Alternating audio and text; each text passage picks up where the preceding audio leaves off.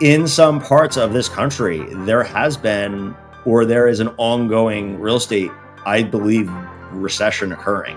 So you mean But that you don't believe the market is going to crash and people should wait until the market crashes to buy a house? there has been an enormous shift in Florida and Texas. And the main reason that I want to talk about it. Okay, welcome back to another episode of Millennia. So we do not have a guest today, but we are recording side by side for the first time, not in person, with just Seth and I. And why is that, Jen? Because my son is homesick.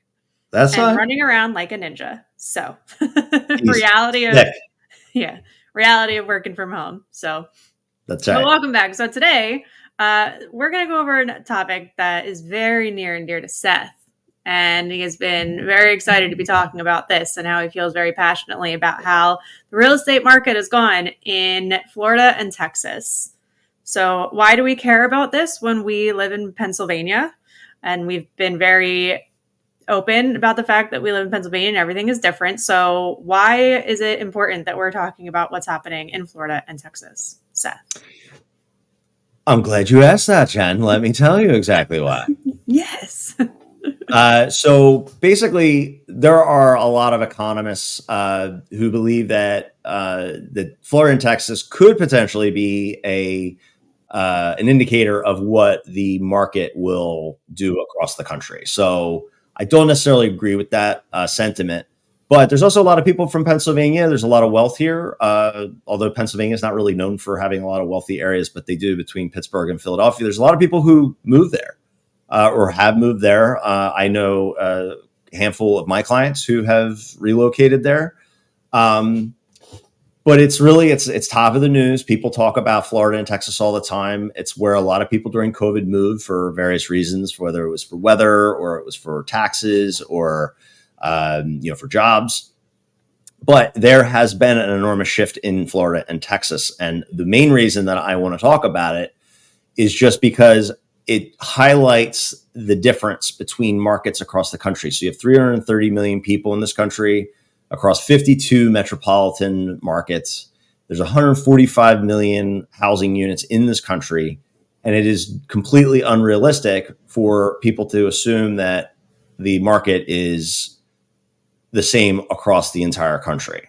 So going back to the original point of the economists and thinking that Florida and Texas could be first, it could be giving us an indication of what to look for and what for Pennsylvania buyers and sellers might want to see if they are looking for a market to kind of loosen up a little bit, not crash. We're not going to be talking about how Pennsylvania is crashing because we are very much on the record as saying that we don't believe that's the case. So you mean that you don't believe the market is going to crash and people should wait until the market crashes to buy a house? No. I know you're very much on the record. I'm very much on the record. Just sit and hope. Sit, hope, and wait for the market to crash before you buy a house. Okay. That's right. Sure. So I'm always reminded of that meme of the millennial with the stick who's like, "Come on, economy, crash." Yeah. People, we all thought it was going to crash in 2020. Everyone thought it was going to crash when interest rates went up, and in some parts of this country, there has been, or there is an ongoing real estate, I believe, recession occurring. So what's happening in Florida and Texas is that there was an enormous amount of people who moved down there. There's a lot of people who acquired property there in the form of Airbnbs. And now we are starting to look at the data. And because I am a turbo nerd, I watch data all across the country. And frankly, I feel like as a team leader, it's my job. And as a practitioner of real estate, it's my job to watch data, not obsess over it. Turbo nerd. I'm a professional turbo nerd. That's right. But I just feel like not to be obsessive over it, but if it is going to be any indication of what I should be looking for in a Pennsylvania market, or if there is going to be a systemic like cascade effect across the country where it's just as simple as Florida and Texas going first, I want to know about it well ahead so I can advise my clients. And I know you feel that way too. And so at the end of the day, I want to make sure that I'm prepared. So what's happening in Florida, Texas is everybody piled in down there. The builders went very, very strong on building anything they could. There's been, if we can talk about Florida for a second, um, Florida has essentially run into a collision course where there's an enormous amount of supply of homes. And then on top of that, it is getting crushed by an insurance crisis.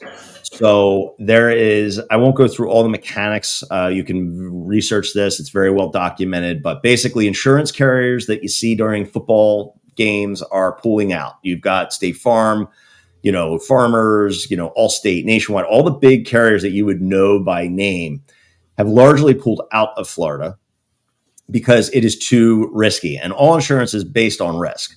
So, you see down there that the Hurricane Ian, you have, I think there was areas down there a couple months ago that got 2 feet of rain in a day. Well, yeah, the inlands are now flooding, and it's not just a coastal issue.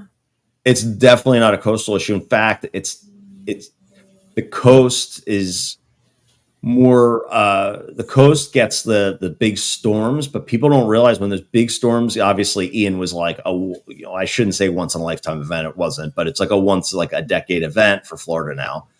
Weather's getting worse. Water's warmer down there. Storms are stronger, but people don't realize that when those storms come on shore, they push all that water onto the land. And then what it does, that storm dumps 2 feet of rain on the inside of that state. And that water just has nowhere to go. It's like basically just like you just shove all that water on land and then you dump 2 feet of rain on it. And so the idea of you being on the middle of the state and you're not like experiencing all the high winds and all the other stuff that can come with these big storms, the flooding now inland is getting worse and worse. And so the insurance carriers are getting wise to this. So there is an insurance crisis where you need insurance in order to keep a loan and a mortgage. And if you get dropped by your insurance carrier, a lot of people down there right now are getting what's called forced coverage, which is your coverage lapse. Your insurance agent says, no, I'm not going to insure you anymore. The more in a mortgage document, the mortgage company can force, and doesn't matter what it costs to pay, they can force you to get coverage regardless of the cost. So in the end, there is it's becoming prohibitive to own there because the cost of owning the home is going up. But on top of that, builders have gone hog wild with getting homes online, getting homes built, and now they're running into an oversupply issue. This is a simple function of supply and demand, where you've got too many houses, not enough buyers, you've got general housing costs going up. And it's not across all of Florida, but there are areas where these markets, like I talked to somebody who wanted to move up from Florida. They would move up today if they could. They had their house in Naples and Naples is not like the middle of Florida. It is a very populated. There's lots of jobs and that kind of thing. They had their property on the market for 59 days.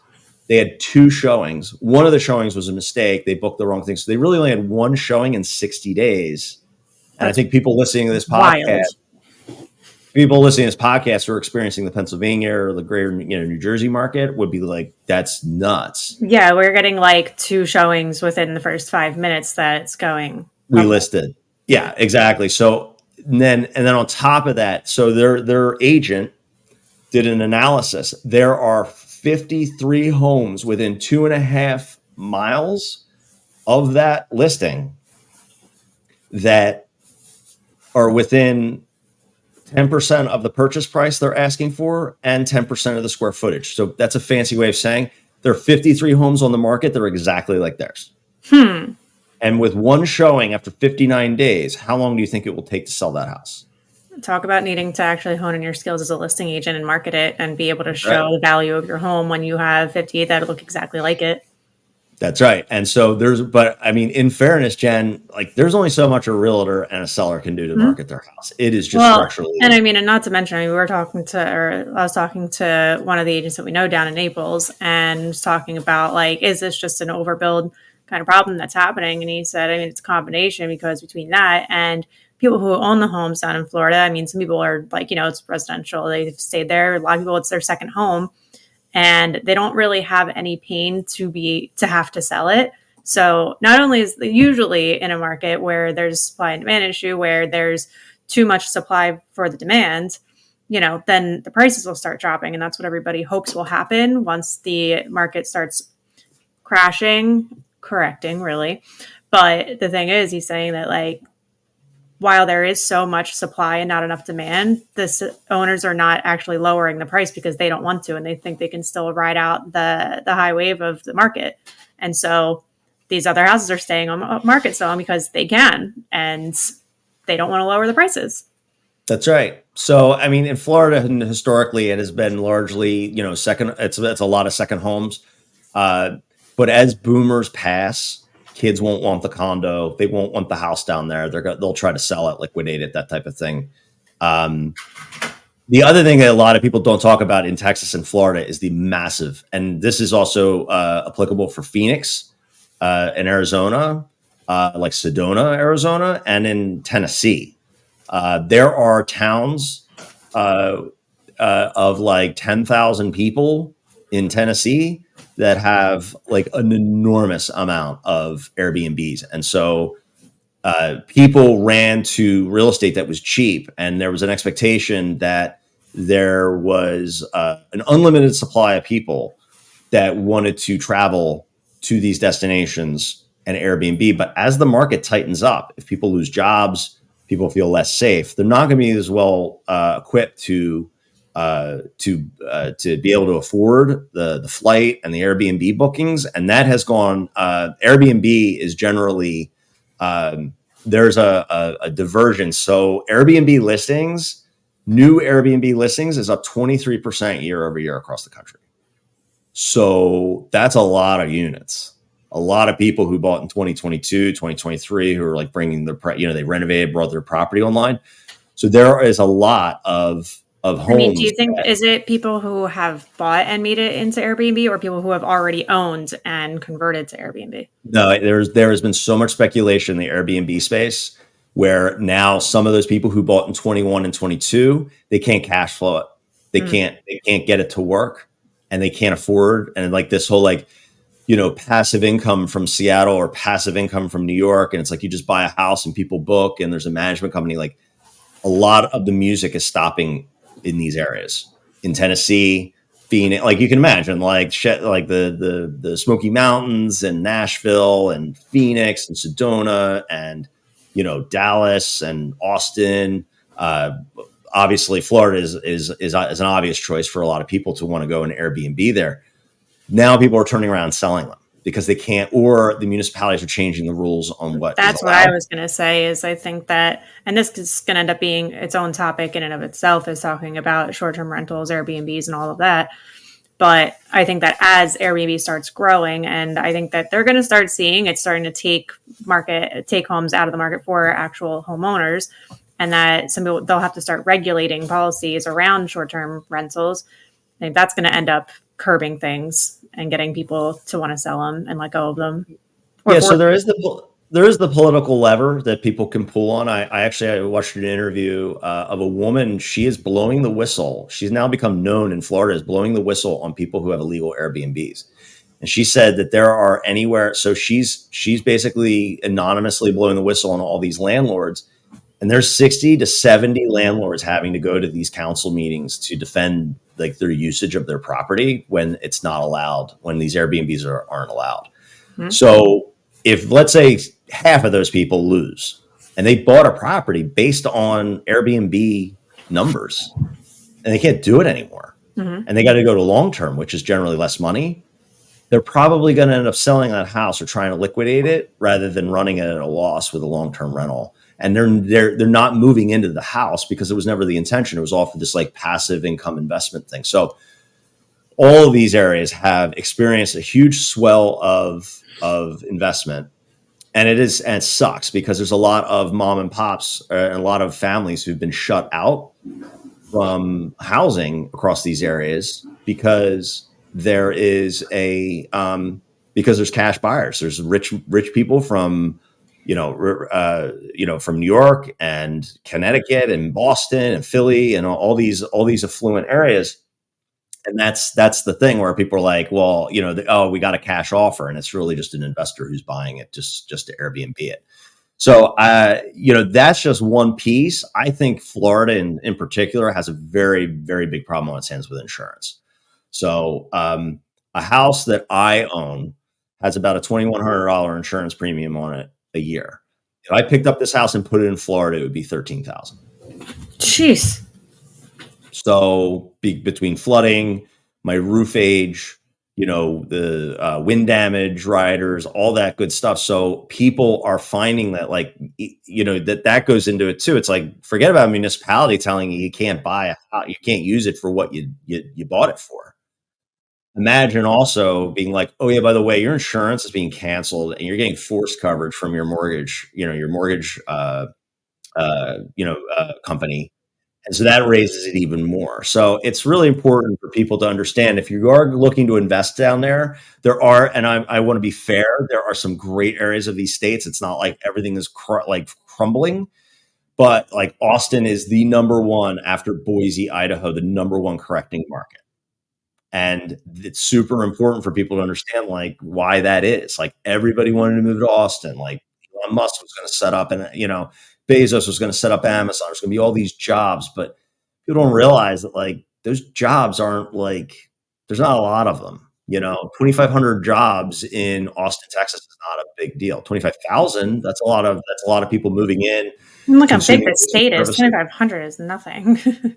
And that's the thing, when these big corporations move in, a lot of times it's C-level employees. It's people, it's headquarters. It's not, Amazon headquarters isn't the same as the manufacturing plant, a distribution center. Like warehouses yeah. And the reason that they're out in the middle of nowhere is because, first of all, land is cheap, and also wages are lower. Like, you put a distribution center in the middle of Manhattan, people's expectation of their compensation is going to be totally different than if you put it in.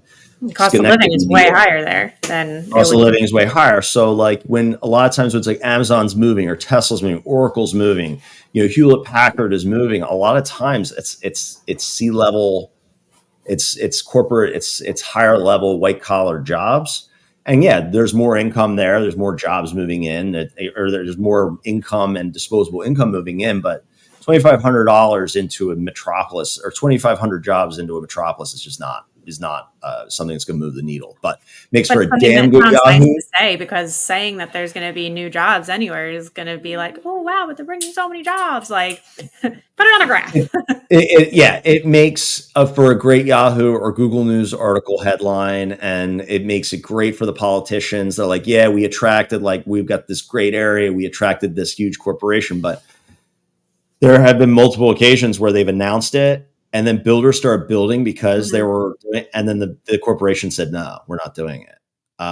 Florida's got another problem, and then we can wrap this up. Their economy is not really designed for all these people moving in. One thing that people don't talk about with the Florida market either is that the industry and the economy really isn't set up for the people that have moved there. There's a lot of consultants that moved there who can kind of work from anywhere. But Florida is largely based on tourism.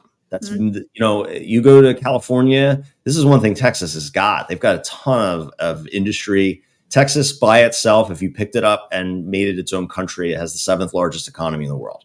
California has the 5th largest. So that just gives you an idea of how large those economies are.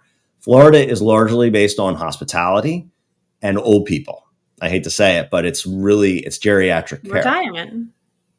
Retirement. And as the largest generation in the history of the world retires and moves there and passes away, that there's going to be a constriction in that market, because the Gen X, who are in their 50s, or they're next, but it's not nearly as large of an industry. There will be a massive constriction of the healthcare and geriatric care industry there. So there's a few headwinds. I know every time that there's a hurricane in the tropics, they're like, oh God, please, just go safely out to sea, because of the insurance. On top of that, there's been massive amounts of construction and new construction companies. They do not, like home builders, they don't really accurately disclose how much inventory they have. The other thing is too, they do not speak to each other. So it's all just like a musical chairs. They just build until the music stops and they all scrounge for a chair. And then on top of that is that the industry and the economy there is not necessarily suited for all the population growth. So should be interesting to see what happens there. Texas has got the same problem. I think insurance is going to be an issue there as well. They also have like power grid problems. Well, I think it's an important point to bring up that you had already made is that, people are getting forced into different policies for insurance. And they on paper see, oh, but it's so much cheaper to live down there in Florida or Texas, or even to stay somewhere down south. What they are not realizing, and we mentioned this a lot, is what goes into a mortgage payment. And it's not just the cost of the house and just insurance and just interest. But, if you're getting a quote on what your mortgage is going to be based off of your debt to income ratios and everything like that, and you have an unexpected, it could impact you by multiple $100s a month in an insurance policy that you didn't have any say over, it's going to screw you. So it might look like it's going to be so much cheaper to live down there because the house prices might be a little bit lower, but everything else is just going to end up going up and you're going to end up paying more and lose value on your house. That's true. And we've talked a lot about Florida and Texas and some other areas, but another state that is very much dealing with this is like California with like wildfires. So insurance companies are tapping out of that market too, where people are just self-insuring, which is basically saying we don't have insurance. And then if we lose our home, we'll rebuild it or just move on. But here, the final nail in the coffin for these areas would be what happens if no carriers will cover those homes? That means that you can't get a mortgage for the house. So then you're waiting for a cash buyer. So imagine that house in Naples we talked about. This is definitely the economy to be able to just have hundreds of thousands of dollars of cash on hand. Oh yeah, totally. Oh yeah. And perfect. Totally and definitely the generations to be able to have all of this disposable cash just hanging out in the bank. Yeah. So, I follow a lot of people online and I'm very careful with who I let into my world and my mind. But there's just an overwhelming statistical and data, data set here that, you can see inventory is climbing in a ton of these markets now. It's not hard to find at this point. They're not hiding that data. You can go and look at these markets and you can see that everything is they're not only going back to pre-COVID levels, but they're the trajectory is this, they're blasting right past that, which then would put it back towards the 2013, 2012, 2011 when a lot of foreclosures happened. So should be interesting to see what happens. But I guess our message to our audience is that if you watch other markets, it can be a precursor of what would come here. The difference here is that we have so little supply and we still have so many buyers. So much demand. We have so much demand. And the other thing is people don't really think about, we have better schools. We've got more jobs. We have more what's called meds and eds. We have better access to hospitals. We have better access to higher education. We have generally, Philadelphia is a safer area. Like Florida, people don't talk about this, but Florida and Texas, there's some very really kind of unsafe, regions of those states. So that's the same for Atlanta to Boston. That 95 corridor of the country is going to be the last domino to fall, if it falls at all, just because of all the things I just mentioned. So. But that's what our job is to watch all the data, make sure that we, give all the best information out to our clients. And there's a little off brand, a little off topic, but I felt like it was something that would be of interest to our listeners. And I hope you learned something, Jen, outside of all the lecturing I do on our calls. I've heard all of this before. This wasn't news to me. So. All right. Well, that sounds good, guys. We'll catch you on the next one. If you guys have any questions about any market, if you're thinking about moving across the country, I have access to an app that does a very good job of tracking all that data. We also have agents everywhere. So if you wanted to at least call and get perspective on what's going on in that local market, that's what we're here for, and we're happy to help. All right. Until next time. See you guys. Bye.